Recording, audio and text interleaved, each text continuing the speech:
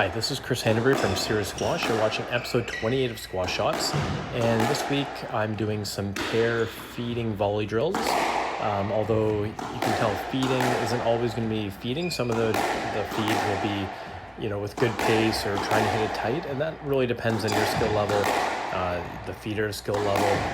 But we're starting off here with just some volley drives. So my brother's in the back, just hitting some volley drives, or some drives, and I'm volleying his drive. You'll notice I'm pretty light on my feet. I'm playing a lot of my drives open stance, especially if I don't have time to step across with my front foot. But two things I notice when I'm watching myself here is how quickly my racket head goes straight up towards the ceiling.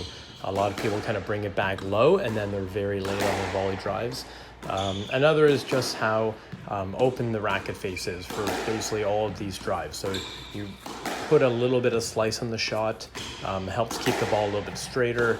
And let's look here at drill number 2. So this is one I actually do a lot in my lessons. I'm just hitting a drive to myself and then volley driving it again. So it takes a lot of racket skill to do this.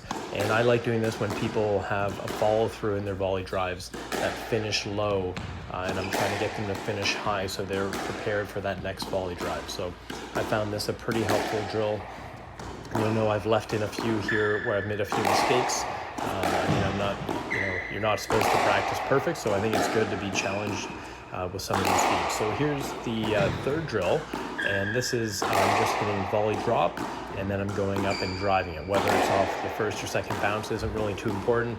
Just getting comfortable, work on my volley drops, and obviously, sometimes the shots are going to be hit with good pace, low, tight, high, but still being able to make that adjustment and being able to hit a volley drop, even though maybe off a few of these feeds I wouldn't normally try to take as short.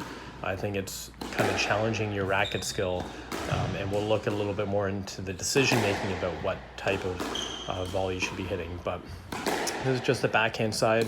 Again, you'll notice quick racket preparation, open racket face. A lot of the adjustment is with my feet, so I'm trying to keep the same spacing as much as possible. I'm trying not to lose that wrist angle. Here is, I think this is the fourth drill, and again, just building on that last one, I have the option to do anything on the volley. So I could volley drive it back to my brother, or I could volley short, and then I just hit it back to him. So this is, again, giving yourself a little bit of that shot selection about what you want to do with the volley, and being able to kind of have some fun and be creative. In the back person, in this instance, my brother's just a bit injured, so it's kind of a perfect drill where he's still out there hitting the ball, and I get to really work on refining my mid-court volleys by working on kind of almost all the different shots. So I could go for some nicks, I could play some kill shots, and still also if he hits a good drive, I can just try to scrape it back to him. And here again, it's just the same thing, but on the backhand side. I think, obviously you have to be able to take the ball in straight, but also you don't want to get too predictable, only going volley drop. I see a lot of people, I've played a lot of people that get that volley and they always play drop. Next thing you know, their opponent is up and running for it so quickly. So having that little bit of an option, whether it's a little flick, a little volley boast, even being able to punch it back down the wall can be really effective and keep your opponent a bit more off balance. So try to keep a bit of variety in your attacking volley options, not just that simple straight volley drop. I obviously, you'll see I go for quite a few nicks too if I get that angle and I'm set up properly, but still not always hitting them, so I got to keep doing these types of drills to work on it. Here's just a side view. I think it's important to kind of watch how far up I'm trying to take some of these volleys. A lot of amateurs I've played against, they're generally in the back part of the service box hitting their volleys, and really it's not putting that much pressure on you as it would if you're further up on the front part of that service box.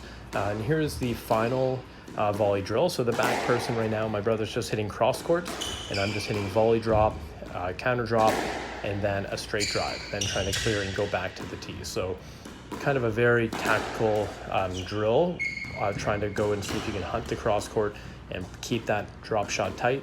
The second drop is kind of just, I've heard it's used, for getting a bit lower, working on your lunging, but also if you watch, it's just kind of the racket skill. It's kind of you're moving in at an odd angle. Can you counter drop and keep that ball tight to that sidewall? So I find all these drills have different ways that they really help refine your racket skill. So I think they're really important. Most people don't do them enough. Take turns doing these kind of drills with your partner. You'll definitely improve your volleys, consistency of what you can do with the volley, and generating more pace on your volleys as well. So I hope you enjoyed episode 28 of Squash Shots, and you'll join me next week for episode 29. Thank you.